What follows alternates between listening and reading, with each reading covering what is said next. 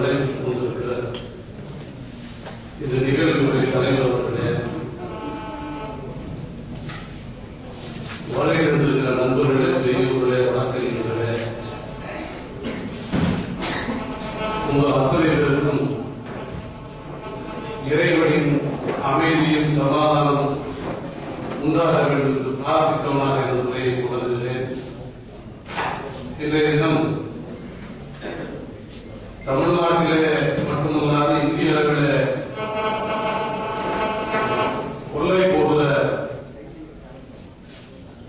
சொத்துக்கள் அதை காப்பாற்றுகிறது எப்படி என்கிற வகையில எனக்கு முன்னாலே அருமையான கருத்துக்களை பல்வேறு அமைப்புகளுடைய தோழர்கள், நண்பர்கள், சகோதரர்கள், தலைவர்கள் சொன்னார்கள். பல்வேறு கணக்குகளை சொன்னார்கள்.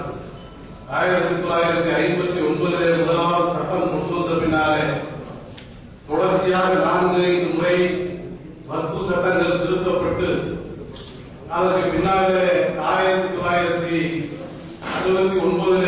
மறுபடியும் புதிய சட்டம் கொண்டு வந்து அதற்கு பின்னாலே 95 மறுபடியும் புதிய சட்டம் கொண்டு வந்து அதற்கு பின்னாலே 2013 உள்ள சட்டத்தை இந்த அரசாங்கம் நடைமுறைப்படுத்துமா இல்லையா என்கிற கேள்வியோடு இந்த நிகழ்வு நடைபெற்றுக் கொண்டிருக்கிறது. சட்டங்கள் வரிசையாக இருக்கிறது, போடப்படுகிறது.